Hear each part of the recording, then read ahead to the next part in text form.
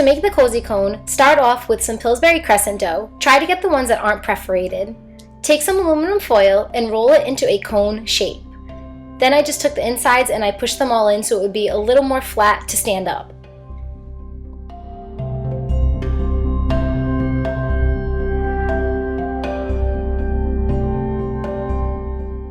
Take some cooking spray, I'm using Pam, and spray the entire area of your cone.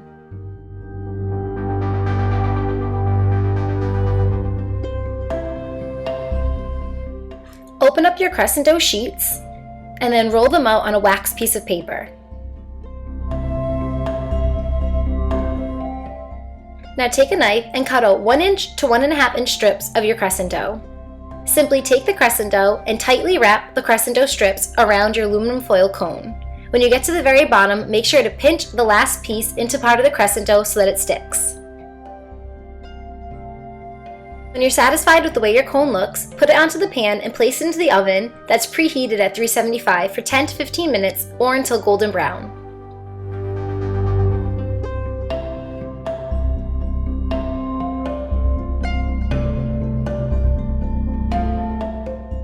Gently, and I mean gently, peel away the aluminum foil.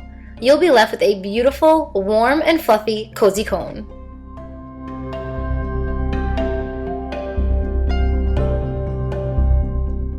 And here comes the fun part, filling up your cozy cone. To make mine authentic, I'm filling mine with macaroni and cheese and topping it with bacon. Another great filler choice would be chili, Fritos, and cheese. You'll have the chili con queso cone from Disneyland.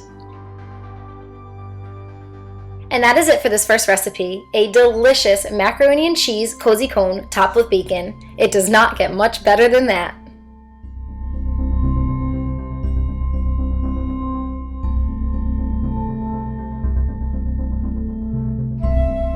The second recipe is so simple and so stinking delicious. I'm just starting by making a waffle batter. I'm using the Aunt Jemima Complete Mix, and I'm just following the instructions that are on the back of the box.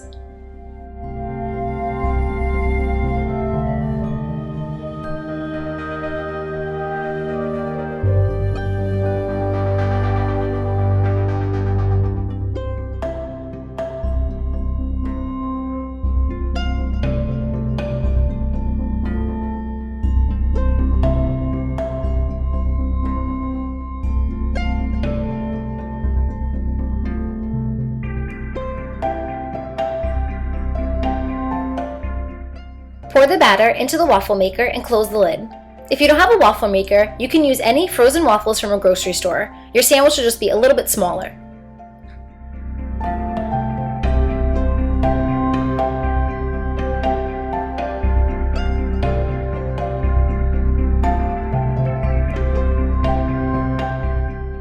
Lastly, to assemble the sandwich, take some Nutella and place it on both sides of the waffle. Then, add some strawberries, some bananas, and a couple of blueberries.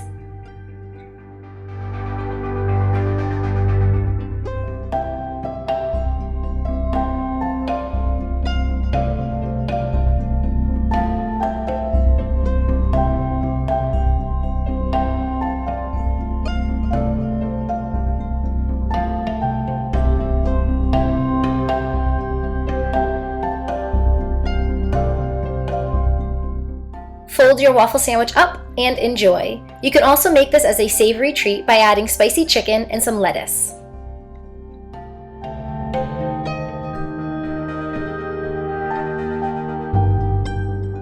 For this third recipe, you're going to want to start off with a red velvet cake mix. Again, I'm following the instructions on the back of the box.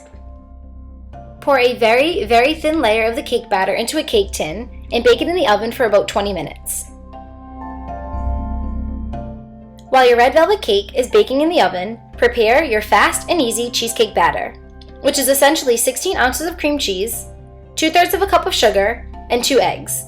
I would suggest if you're making this recipe at home to double or even triple this recipe. My first attempt was a fail because the cheesecake layer was so thin it did not give off a tie-dye effect. To be successful, I had to add extra layers of the cheesecake.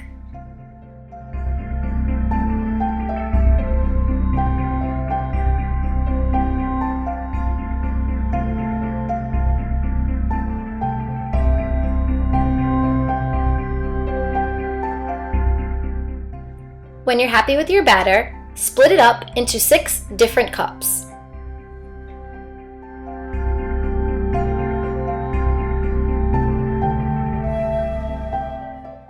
Add in drops of red, yellow, orange, green, blue, and purple food coloring, and mix it all up. Next, pour the different colored batter over the cooked red velvet cake in sections.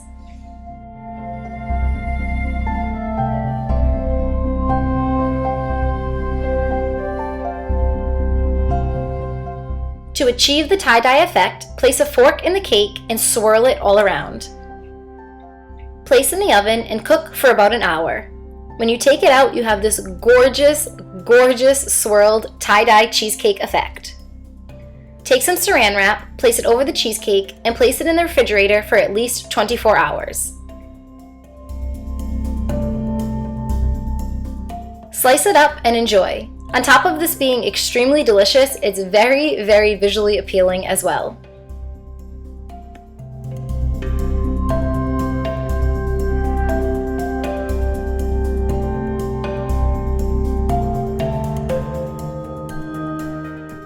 Now on to one of the most delicious sandwiches I've ever had in my entire life. Turn your stovetop to a medium heat and start to heat your oil.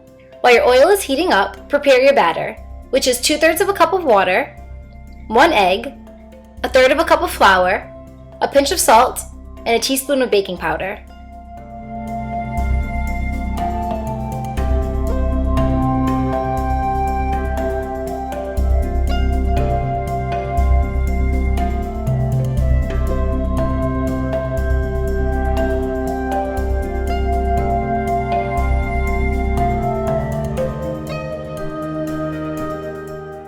Mix your batter up and then set aside in the refrigerator while you assemble your sandwich.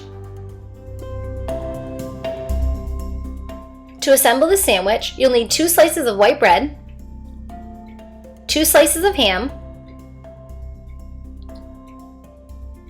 2 slices of turkey, and 2 slices of Swiss cheese. Put your sandwich together and then cut in half.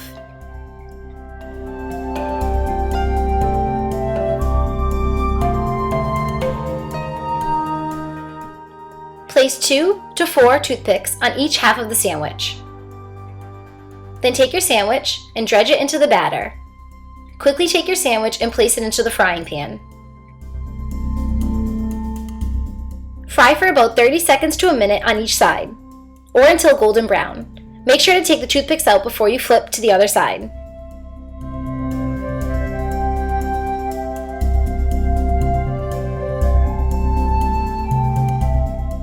When your Monte Cristo sandwich is golden brown on each side, take it off the stove and place on a piece of paper towel to soak up the excess grease. Dust with some powdered sugar, and then take a knife and cut your sandwiches in half.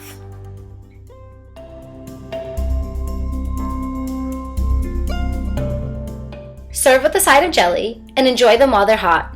These are so amazing. The perfect comfort food for any occasion.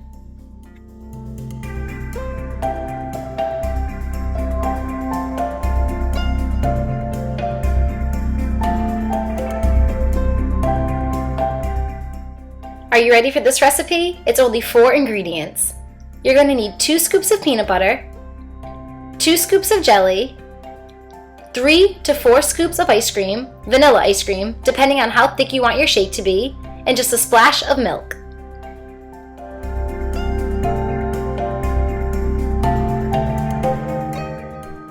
Blend all your ingredients together for about 45 seconds to a minute.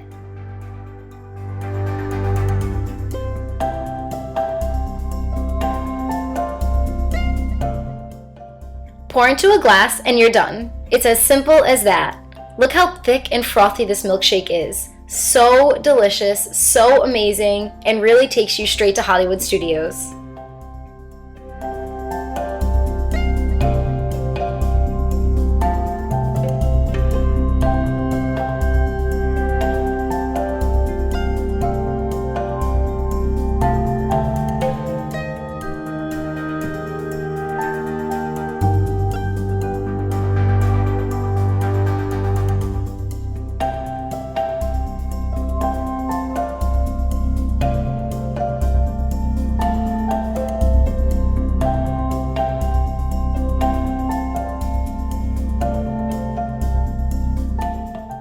for the final recipe, we're going to be making the gray stuff from Be Our Guest. Start with softened butter and place it into a mixer.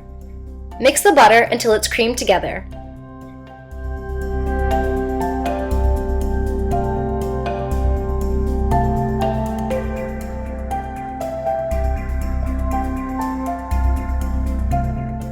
Then, add in about half a pound of confectionery sugar. Start by mixing this on a low speed, then move to a medium speed, and finally to a high speed. You may have to stop and squish down the edges so that all of the sugar and all of the butter is incorporated together. As it's mixing, add in a dash or a little splash of milk just to keep it smooth. While the base of your gray stuff is mixing up in the mixer, take some Oreos, place them in a plastic bag, put them on top of a cutting board, and use a hammer to smash them down. You want this to be the consistency of sawdust.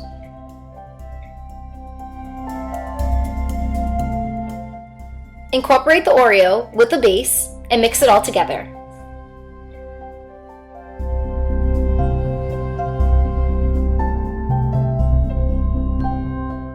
And that's it! You just made the gray stuff. You can use this on cakes, cupcakes, or just to eat with a spoon. I decided to put mine in a piping bag with a 1M tip and pipe it onto the plate, like they do in Be Our Guest if you're celebrating something. To make it look as official as possible, I topped mine with some candy pearls.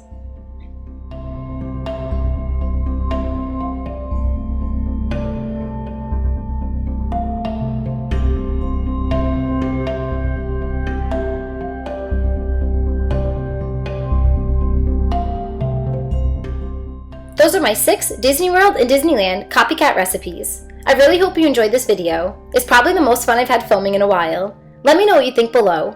I love you all so much and I hope that you're having a magical day. I'll talk to you soon. Bye guys!